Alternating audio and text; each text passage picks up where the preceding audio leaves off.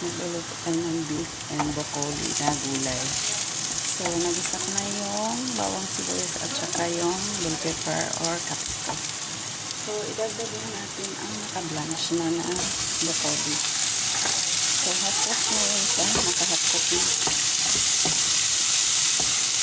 So, ang gulay guys, kailangan hot cook para pag ininit na buhay pa rin ito. So, ito yung na-pressure cook natin na beef. Hiniwa ko lang. Timplado na rin yun.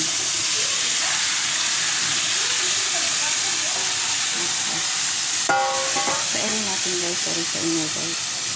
Pairin natin. Pairin natin ng slurry. So, ang slurry ko ay composition ng cornstarch at saka cassava starch at saka water. 1:1.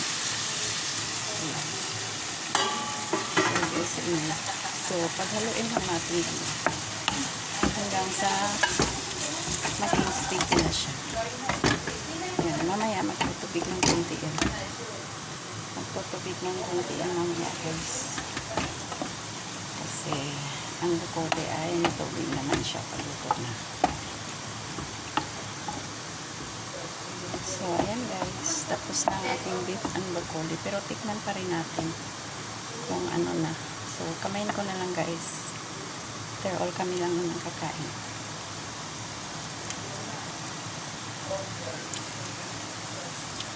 Lagyan na lang natin ng konting oyster sauce. So, ang gamit kong oyster sauce ay likumki. Guys, likumki. Mas okay ang lasa na. Basta mga ganun.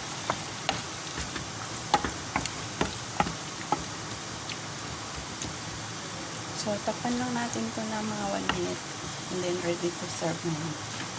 So, that's it guys. Thank you so much.